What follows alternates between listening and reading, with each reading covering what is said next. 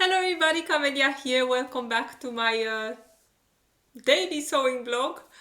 By now it is daily, but I'm not sure if it's going to be daily. Maybe you'll get bored and you'll not watch it anymore. But today I did a little bit of sewing earlier in the day, so not tonight. Tonight I'm not going to stay here. But I wanted to share a little tutorial with you, and that's why I am filming now with the webcam and my computer. So I'm watching here. Here is my laptop, and I added some lights, but they are really painful for my eyes. Anyway, I oh, and I found some patterns for some ideas for the Minerva challis that I showed you yesterday in the episode. So I finished my Yvette dress. Here it is. It's pretty fancy with a really nice label from Minerva. I got them with the latest fabrics also. They are really cool. Let's see. Here is one side and here is the other side. I'm going to make some better pictures of them when I'm going to make my post. Yes, I'm again completely, totally crazy dressed, but doesn't matter. So this is what you get if you are seeing me without editing videos and stuff. So the Yvette dress, I fixed the, which one it was? I think it was this one or this one. I don't even remember anymore. It's looking good now. It was one of these two.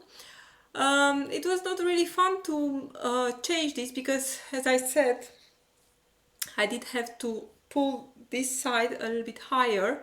So that meant that I had to unpick the stitch in the ditch that I did to put the when I finished the binding, and then again the first row of stitches of the binding to the neckline.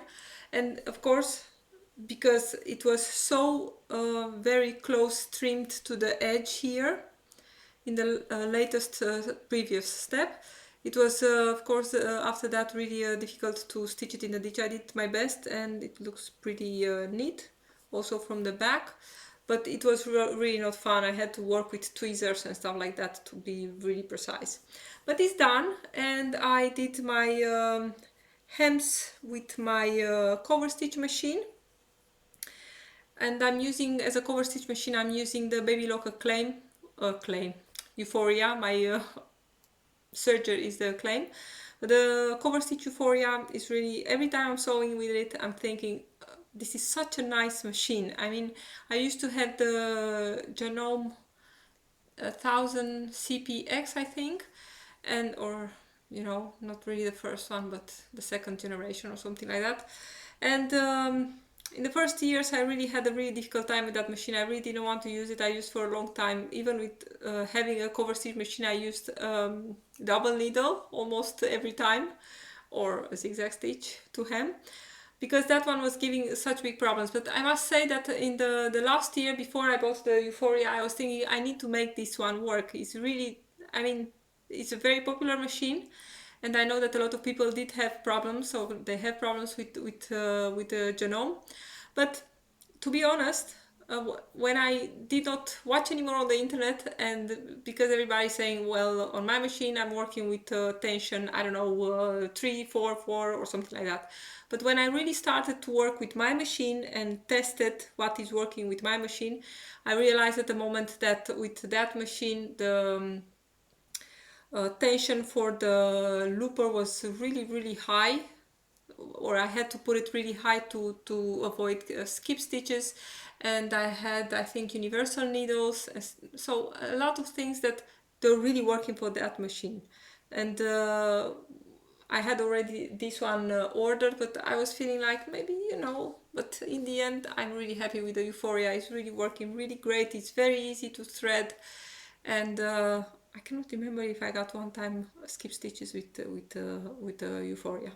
So the hems are done with the cover stitch machine, and I was thinking yesterday evening, I was done with cutting, after I was done with the video here, I was thinking, well, I still have a little fabric, I can do something with it. I think it's just a little bit too less for a t-shirt, but maybe make like a camisole or something like that. But then I realized that I also need to have a belt for my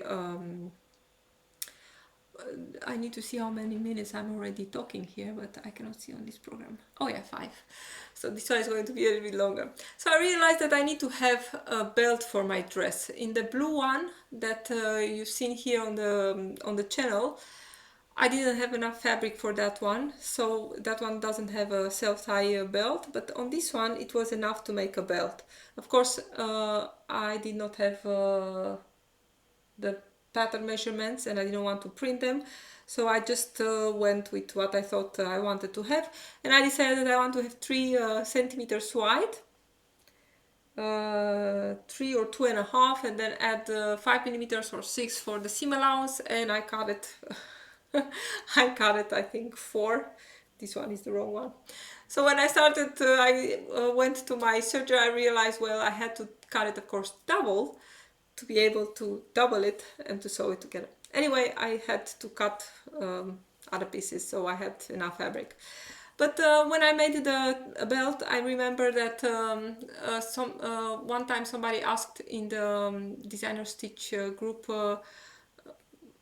what other people are doing to turn easily this kind of long self-tie belts. I mean, this is a really long tube that you need to turn around, and normally you sew from one part and then you sew from the other one, and somewhere in the middle you leave a hole and then you turn everything together.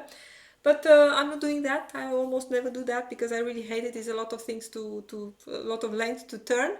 So instead of that, I'm just sewing everything, and I'm going to show you how I'm doing that. And then in the end, I'm just pulling everything inside, and usually I do it by hand, but this time I did it with a machine. It's not really neat, but can you see it? You cannot see it. So, but usually I'm just doing with the hand because it's really a short seam and it's very nicely. To be honest, if I start from one end and stop in the middle somewhere and then start from the other end, these corners, they are never looking good because you cannot really turn them really nice and work them out very nicely. So putting everything inside and make a nice seam here is working as well. So I'm going to show you that in a moment. I'm going to put the other webcam on, but this is how it's looking now, and I cannot wait to take some pictures of this. It's really beautiful. So I'm going to put the cam to the other side to show you how I made this. It's really fast. And then I'm going to come back to talk a little bit about the patterns that I found options for the Minerva challis. So I'm just going to change the cam. I think it's this one. Yes. And I have a piece of fabric is here.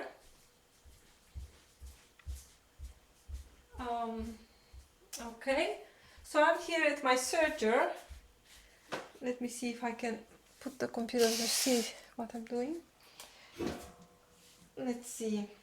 So I have here the serger is threaded with the 4 threads in this case, because I need to make a seam, of course, in my belt. And I'm just going to make a really long chain. Like maybe, I don't know, it depends, you know, if you have a really long belt. You don't need to make it as long as the belt, but maybe this one is like 25 centimeters, something like that. And then I have here a piece of fabric, which let's say is my belt. And I'm just going to put it together, like so. And I think this works also for really narrow tubes. Not really narrow, because you need to have, of course, the space to turn this. So I'm going to, what you can do, you can take the thread already and put it in.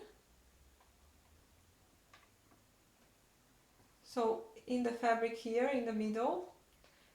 I did not do that, I just start sewing and then try to take it again inside.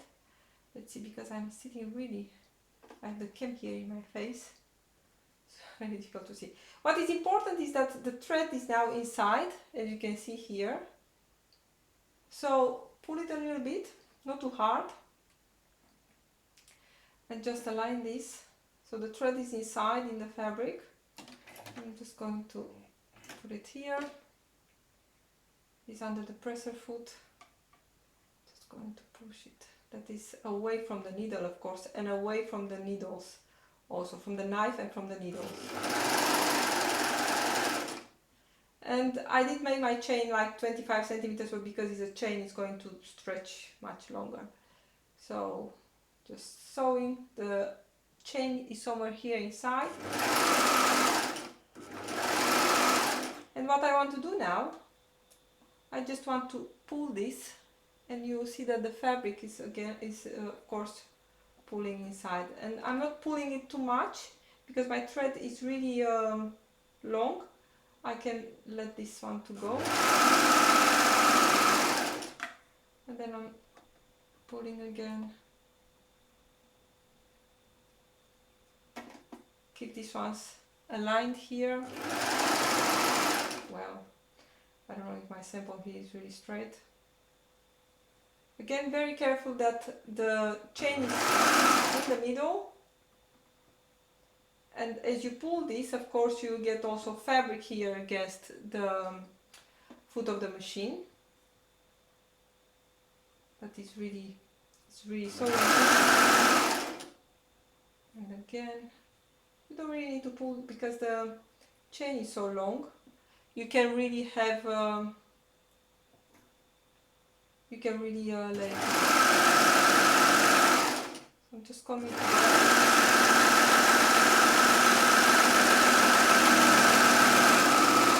And I'm going to move back to the, I'm going to cut the chain from the machine off, and I still have here the chain that is inside the tube. I'm going to come back to the cam to show how to finish this.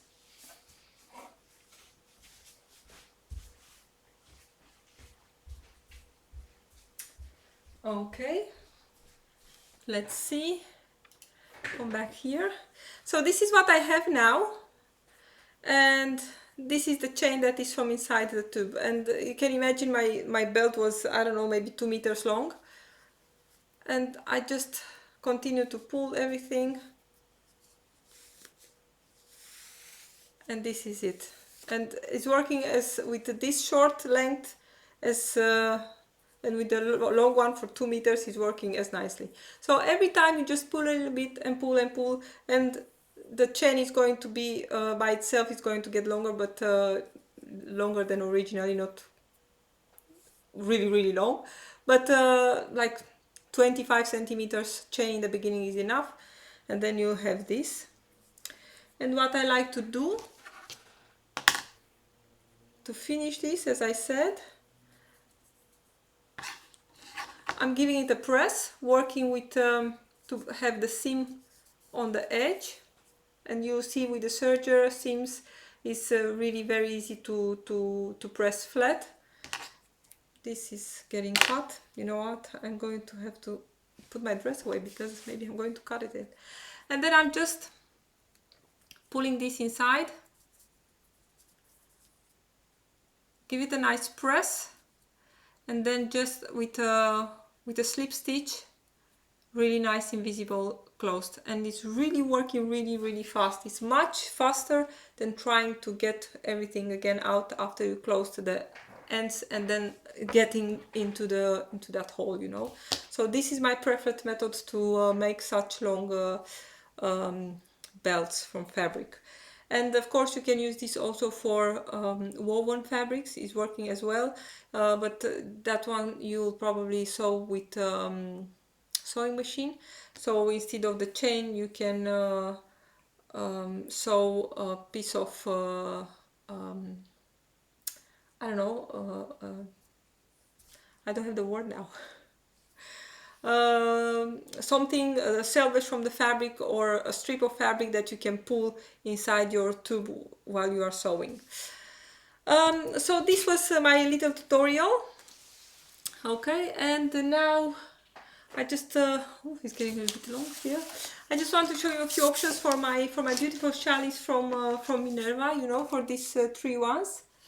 I have here the Sedona dress. This is one of my favorite shirt dresses ever. It's also a pattern from Designer Stitch. And you know, the Sedona, the original Sedona, I did made it also in some variations without the hidden button placket. you can see here, this one starts to get a little bit tight. But this one is the longest length, I think. It has shaped hem. It's really, really nice. This one, sometimes I wear it as a outer layer, let's say. But I'm going to make probably a Sedona dress with one of the challis. And then I have here in the Stitched by You magazine, I have some patterns that I really want to try. One of them is this shirt dress. This one here, I really like the detail in the back. Where is the back? Here. I really like that one. And also this part of the dress, I like it. But to be honest, if I'm seeing them on the model here, it's really long. And I'm not sure if I can, how I need to work that, if I need to make that ruffle shorter, or I need to make a little bit from the dress shorter and a little bit from the ruffle. It's really, really long, and I don't know, I need to see. I was thinking to make this dress out of this fabric. This one, I think it would look really, really cool. But I need to work out the length to see that it's not, because in the magazine I find that it's really way too long. They have it also as a shirt, but I think I would love to have a dress. And another option for one of these fabrics is this dress, which I think is really nice. I don't really care for it, so as they put it here with the pants with the split in the front. I don't really like that. But the dress itself is really nice with it has a pleat in the back and also the drawstring here in the sleeves, and a few gathers here in the yoke. This is also from Stitched by You number 13. So this one is definitely going to become one of these challis, and one for the Sedona, and the other one I need to think about it. The details are nice. Maybe I'm going to make only the shirt from that one. I don't know. So, but this one I really like it. And I think I'm going to compare these pieces with my Sedona pieces, as those ones are really easy to fit, as I know my fit in designer stitch really, really well. So these are some options for these fabrics. So this was for tonight. I am already really far, 70 minutes. So Yvette dress is done from Designer Stitch. I have options for the challis, and I hope you enjoyed my little tutorial for turning really long fabric ties. Tomorrow, new day and new ideas. I'm probably going to start tracing of some patterns and start working on these beauties. So everybody, thank you for watching, and I hope to see you next time. Bye!